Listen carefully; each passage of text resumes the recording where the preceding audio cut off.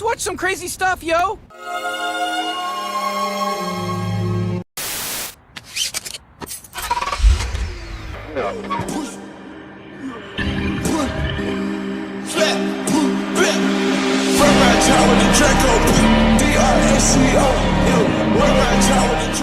Yo, welcome back into the show. We got another video today, and listen, we got another reaction. Like I said before, we end up doing another. We're gonna be doing a different kind of reaction. This one is somewhat kind of in the same field as like the last one I just did, but this one is basically the worst GMs in NFL history. But also, we are not currently, but I'm currently doing is while live on Twitch. It is twitch.tv/NextGenCardi. The same way that the YouTube channel is. If you ever want to interact and end up seeing yourself on the vids, listen, you might as well just pull up to the streams. But like I said, don't forget to like, share, subscribe, and also get your snacks ready because we in for a good and a long time. I'm out. The amount of pressure on an NFL general manager is absurd. Having to make moves with no guarantee that you will get to see out your plan is a tough environment to work in. Fix the problems now. Be looking for a job later. That being said, some NFL GMs really sucked at their jobs. Okay, hold on. Such irreparable damage, their names are now uttered with disdain and contempt. Mistakes for Bears to give up so much for Mitch Trubisky. Let's all have a good laugh at these losers because surely none of us. Oh yeah, from the thumbnail, it seems like they're gonna be talking about Ryan Pace. Right after this. The free ads. Most everyone else. Unless they paying me. Ryan Pace, Chicago Bears. Bears fans and most everyone else will remember Ryan Pace as the guy who traded up for Mitch Trubisky. But he should also be remembered for a slew of other shitty moves.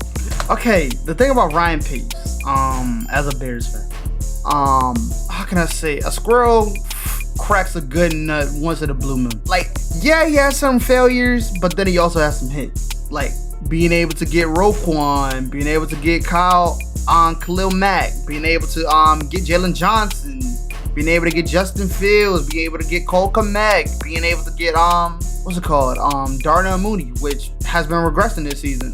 But that's besides the point.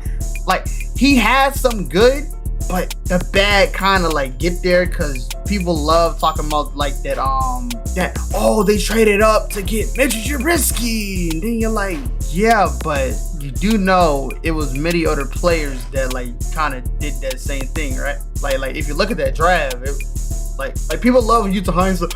Oh, y'all could have had Patrick Mahomes. Bro, we didn't even know Patrick Mahomes was gonna be the way that he is right now. Like, let's stop using hindsight, please and thank you. But one person that did end up looking like a good, that they are going to take some flock for, is Deshaun Watson before he ended up turning into a dang, it rhymes with grapus. Too. Of course, I can remind you that Pace passed on both Groper Cleveland and Patrick Mahomes in that draft, but Pace also gave up the 3rd, 67th, and 111 picks in the 2017 draft, and a 3rd the next year to the Niners for kissin' titties, in one of the most unnecessary and lopsided trades of all time. Pace looked like a semi-genius right up until the double doink, and then things started to fall Don't remind me. Yes, he did hit on the Khalil Mack trade in 2018, but throughout his 7-year tenure as the Bears GM, he was clearly a horrible evaluator of talent at the game's most important position. Pace released Jay Cutler to make room for Mike Glennon. He carted out Chase Daniel, Nick Foles, and a washed-up Andy Dalton. Then, history repeated itself when he traded up for Justin Fields in 2021, though the jury is still out on that one. Pace was also weak when it came to free agents. Doing things like giving Jimmy Graham money generally looks bad. But perhaps his biggest failure was not addressing the O-line until it was entirely too late. In 6 drafts prior to 2021, it didn't help Justin. Just look at this. Tackle. Unfortunately, Tevin Jenkins has been hurt often, and he overspent in the middle on free agents like Charles Leno and Bobby Massey to get mixed results. Most Bears fans will tell you it wouldn't have mattered if Pace drafted Watson or Mahomes. The Bears were going to ruin either of them in the same horrific way. Just look at Justin Fields right now. Pace, who was the youngest GM in NFL history at the time he was hired, was fired in 2022, and despite 2 trips to the playoffs, the team was 48-65 under his tenure. Gene Smith, Jacksonville Jaguars. Some of the GMs on this list will have flashes of success. For Gene Smith, he had absolutely none.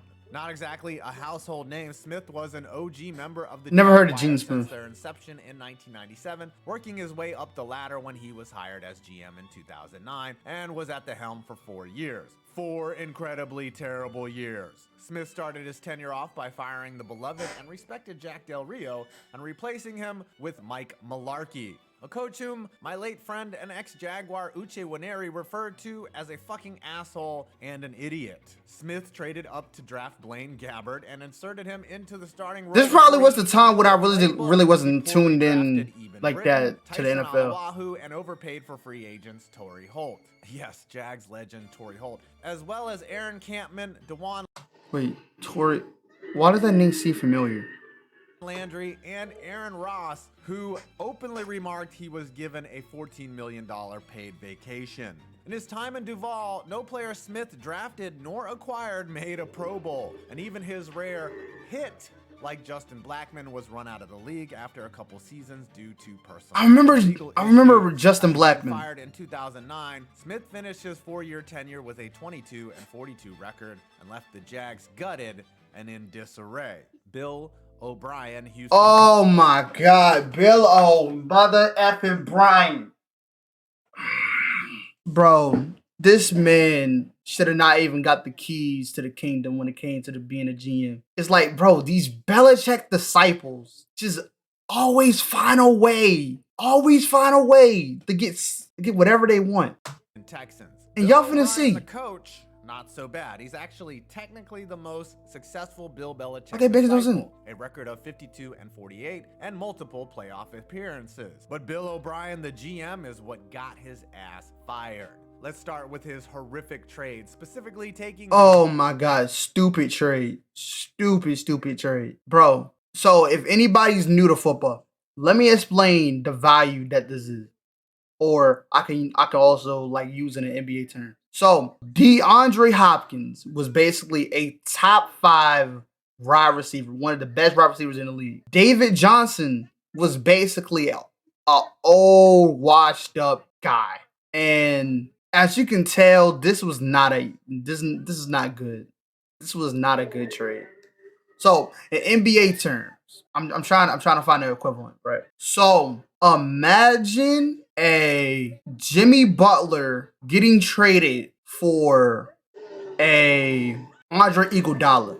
That's basically what this trade is. DeAndre Hopkins to the swap meet like he was an old smelly couch and not even getting a first rounder for him. He gave up a second rounder for Brandon Cooks. He gave up former 1-1 Jadeveon Clowney for almost nothing. He also seemed to love doing what nobody else does, acquiring veteran running backs like Duke and David Johnson. So he didn't sign. Like he basically traded DeAndre he want him to start. Hopkins 2017 for a bag of chips. Tom Savage over to Sharvie Watstein to start the season. Whatever success O'Brien had as a coach will forever be overshadowed by that Hopkins trade. In fact, that's all most people even remember of him besides that stupid ass fake punt. Now, for this one, George Kokinis, Tom Heckert, all the Michael Browns Lombardi, GMs. Ray Farmer, and Sashi Brown. The Cleveland Browns from 2009 to 2018 had one of, if not the worst stretches in the history of the NFL. Welcome to the club. With an 0-16 season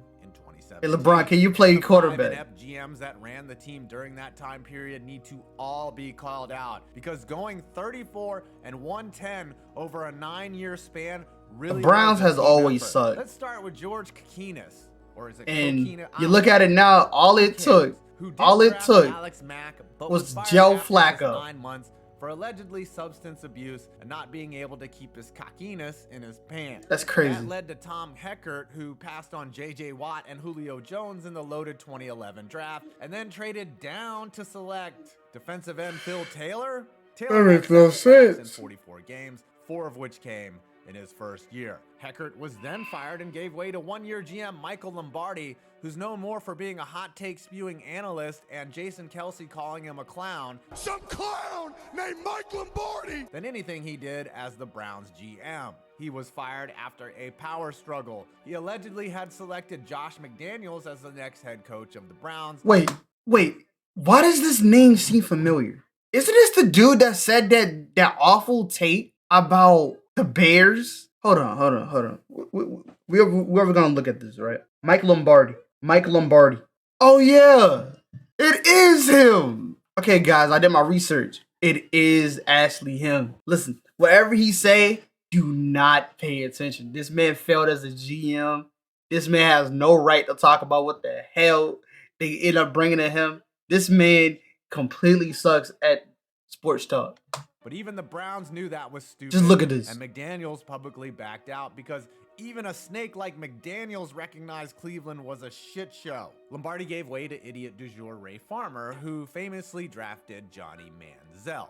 This is who the Haslams, who bought the team in 2014, first handpicked to ruin their franchise. And boy, did he do just that. He also drafted Justin Gilbert and hired inept head coach Mike Pettin. After Jimmy Haslam couldn't stand that Farmer made it 2 whole years, he then brought in Sashi Brown, whose moves took a 3-13 team and made them a 1-win team and then a no-win team. Brown got rid of wide receiver Taylor Gabriel, who was productive with the Falcons. He then traded linebacker Demario Davis for Calvin Pryor, who they cut. He cut Joe Hayden, who went on to the Steelers. He traded for Brock Osweiler and then cut him in. Oh, I remember that. Let Alex Mack just walk and then passed on drafting Carson Wentz and Deshaun Watson, who is now Andrew Berry's albatross. Ultimately, Jim Haslam needs to take some blame for the bet he continues to shit, but these GMs were outright terrible. And finally, the worst GM of all time, Matt Millen, Detroit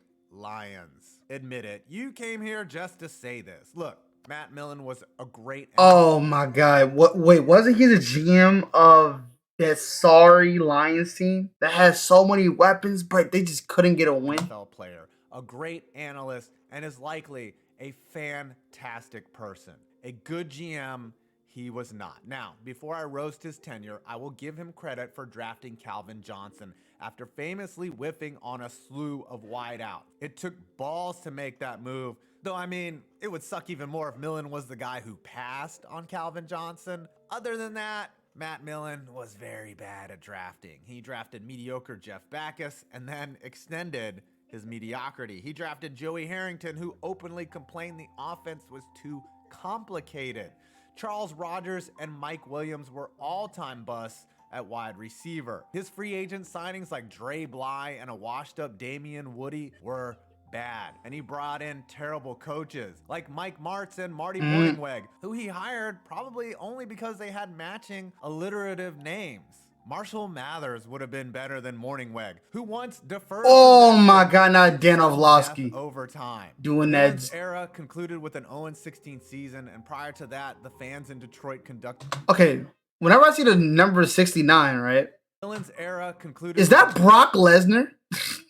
Because remember, Brock Lesnar used to play football, and he used to be 69 on the Vikings. Like whenever I see 69, I just think of him. Conducted the Millen Man March, and he was finally relieved of his job in 2009. Now, Detroit fan, please go easy on him. That 0-16 season led to Matt Stafford and the eventual 15-year turnaround process.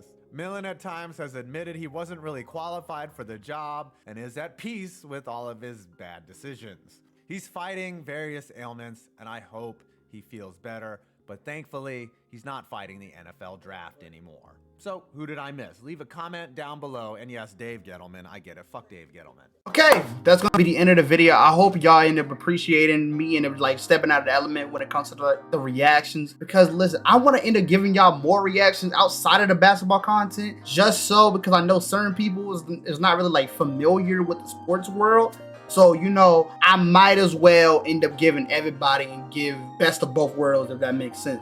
But before y'all end up going, don't forget to leave a like, sharing, and subscribing. And I hope y'all enjoyed. And I am out of here.